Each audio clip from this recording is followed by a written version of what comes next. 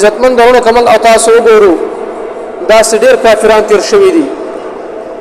دا هغه د جهنم اصل سبب هغه څه ګرځیدل دي هغه حسد ګرځیدل دي دا هغه په ژوند کې چې ایمان نه فادي شوی دا هغه اصل وجه سو محترمو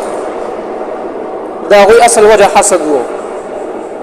ځکه محترمو هر کافر ته دا معلوم و چې موږ ته کوم پیغمبر را لېږل شوی دی دا برحق پیغمبر دی دا د الله جل شانه طرف نه را لېږل شوی پیغمبر دی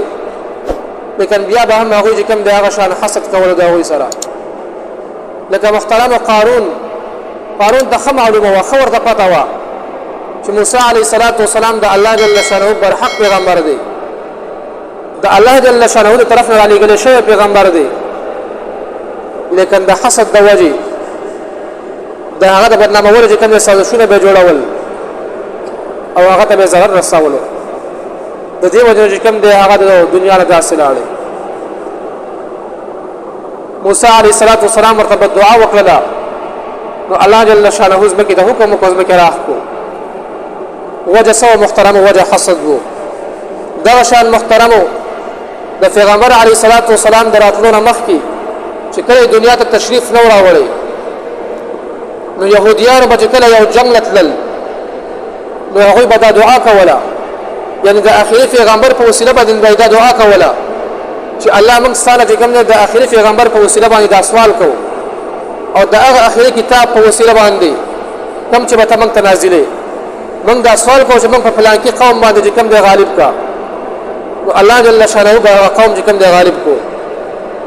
لیکن چې کله پیغمبر علیه السلام دنیا ته تشریف راوړو نو بیا دوی چې کوم د حسد شروع کو خبر ورته معلومه و چې دا برحق پیغمبر دی د الله جل شانه طرف نه را لېږل شوی پیغمبر دی لیکن په ځل کې حسد موجود وو هغه د دنیا له داسې لاړل ایمان چې کوم د هغه په ځل کې پاتې نشو محترمو دا شان کوم وګوره محترمو ابو جهل ابو لهب عتبه شیبه دوی ته هم خفتوا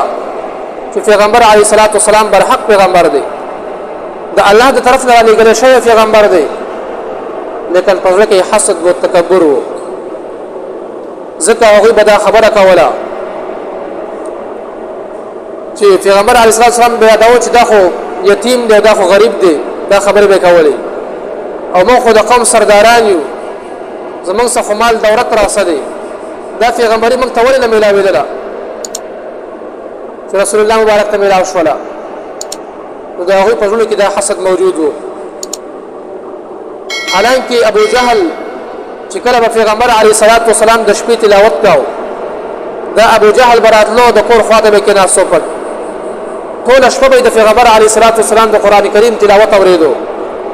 خور ته معلومه چې دا برحق پیغمبر دی لیکن بیا هم ایمان نه راوړو وجه سو محترم وجه حسد وو